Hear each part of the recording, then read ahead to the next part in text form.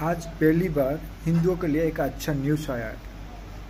Waste Bengal में जो नरसंहार चल रहा था, जो मुसलमानों ने हिंदुओं को ढूंढ ढूंढ के मार रहा था, तो बजरंग दल ने एक ऐलान किया कि एवरी स्टेट से 10,000 हिंदू बजरंग दल की जो कर्मी है वो जाके वेस्ट बंगाल पहुंचेंगे।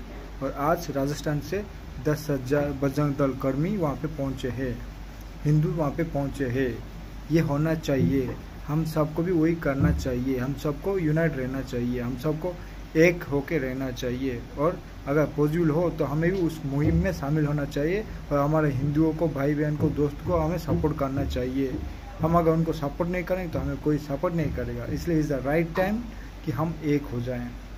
और जिसको पॉसिबल है जाओ, वहाँ पे बजरंग दल है, वो भी आपको मदद करेंगे।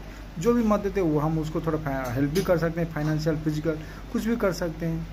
आपको अगर अच्छा लगे तो don't forget to like, share and subscribe. जय श्री राम।